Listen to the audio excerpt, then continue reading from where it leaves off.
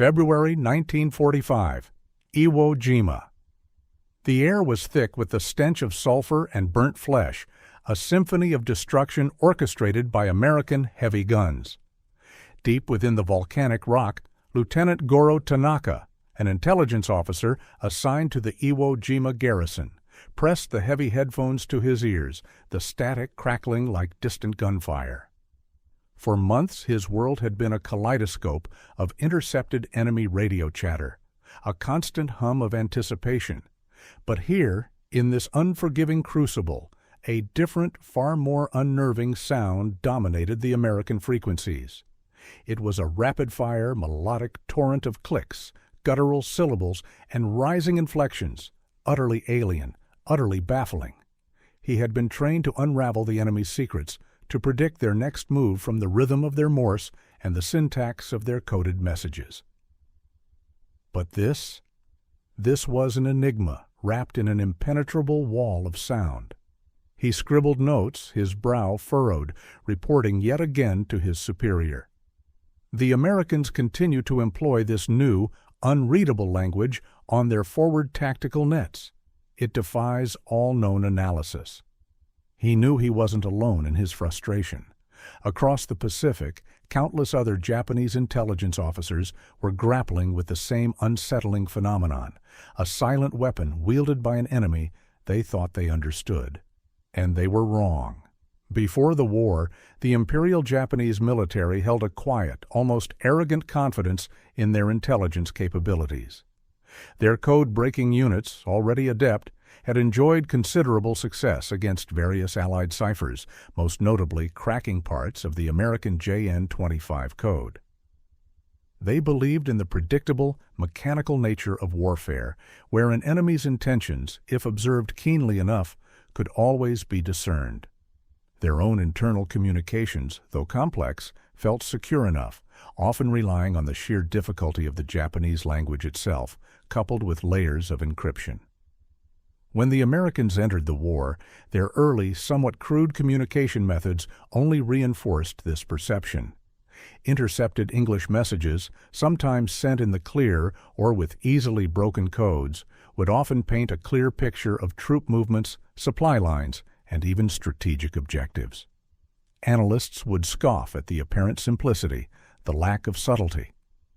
The Americans are direct, like children, one intelligence report from the early Philippines campaign noted. Their signals betray their hand too easily. This initial contempt bred a dangerous complacency, a belief that no matter the technological advancements, the fundamental act of wartime communication was a solvable puzzle. They believed all codes could be broken, given enough time and ingenuity. What they didn't know was that time itself was now the enemy. As the island-hopping campaigns gained momentum through 1943, a subtle, disquieting shift began to emerge on the enemy's airwaves. Reports from Guadalcanal, then Tarawa, began to highlight peculiar activity on American frontline radio channels. Initially, these were dismissed as anomalies, perhaps a new, poorly implemented voice scrambling technology, or even simply radio interference. Intelligence summaries sometimes referred to them as gibberish, nonsense, or primitive chants. The sounds were unlike anything ever encountered, not Morse code, not encrypted English, not even a known European language. Yet, alongside these inexplicable noises, American tactical operations were becoming alarmingly swift and coordinated.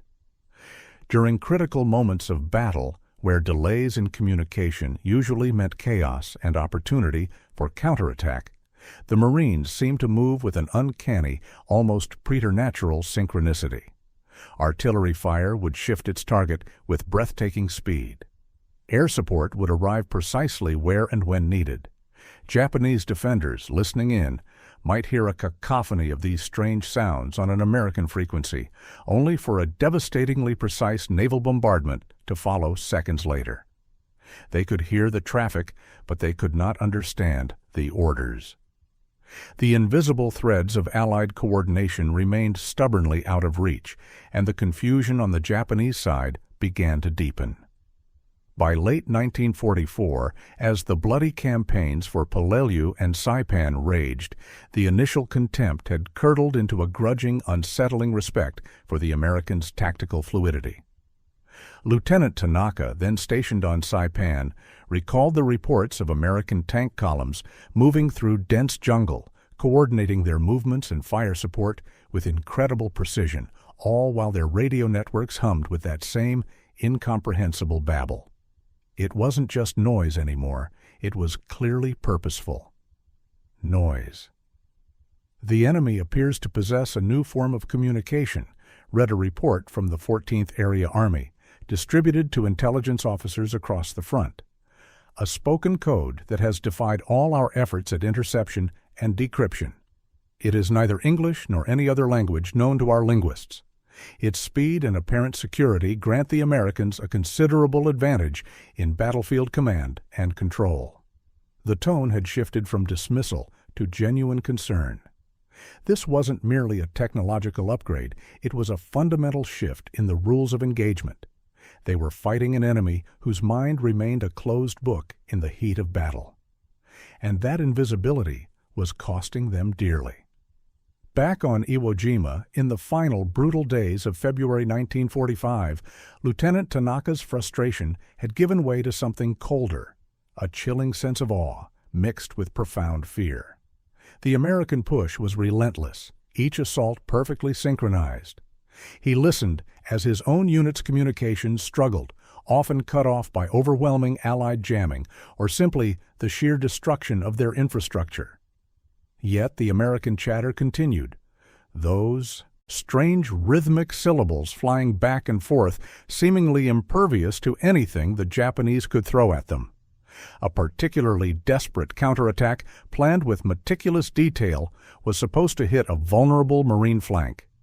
Tanaka monitored the American tactical frequency, searching for any sign of alarm, any indication they had detected the movement. He heard only the flowing, incomprehensible words. Then, with terrifying swiftness, American artillery began to rain down on the very assembly points of the Japanese assault force. Their positions, their intent, their very existence had been revealed. How? How could the enemy know?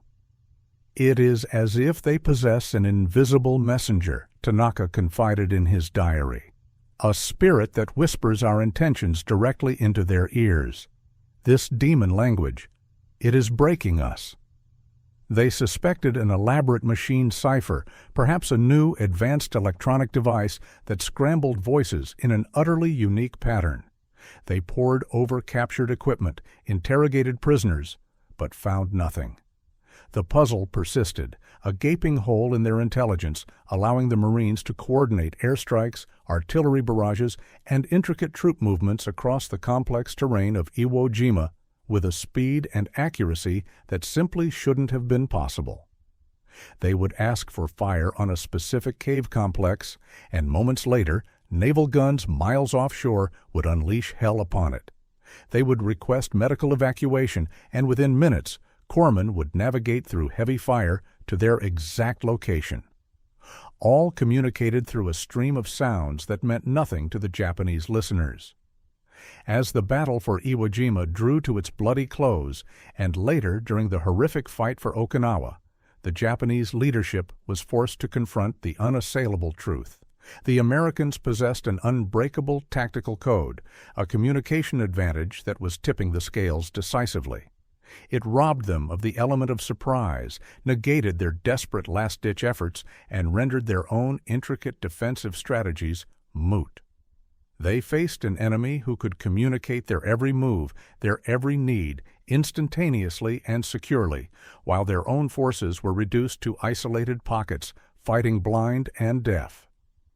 They never knew it was the ancient language of the Navajo people, spoken by young Native American Marines, that created that impenetrable wall of sound. They never knew it was the wind of the desert, woven into the fabric of battle, that shielded the Americans from their prying ears. All they knew was the growing dread of facing an adversary whose commands flowed like water, unhindered, unwavering, a ghost in the machine that whispered death and defied all understanding.